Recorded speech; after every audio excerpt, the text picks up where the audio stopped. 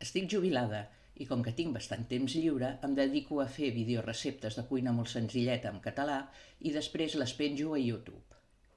Alguna vegada m'han preguntat que per què feia els vídeos en català i no en castellà. No gaires, per cert. I sempre he contestat el mateix.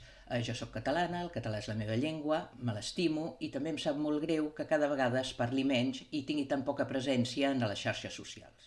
Canals de cuina en castellà n'hi ha molts, però en català poquets, i vaig pensar que aquesta seria la manera de posar el meu petit gra de sorra en la immensitat de la xarxa d'internet. Jo ni sóc cuinera ni pretenc ser-ho.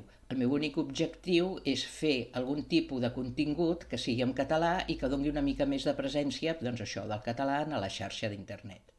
I com que la veritat és que m'agrada cuinar, he estat buscant en llibres antics alguna recepta que havien fet la meva mare o la meva àvia, que eren senzilles i que jo ja no recordava gaire com es feien. I ja no tinc res més a dir-vos, només que si us interessa una miqueta la cuina i us voleu passar pel meu canal, feu alguna coseta i us queda bé, doncs m'agradaria que m'ho diéssiu, em faria molta gràcia.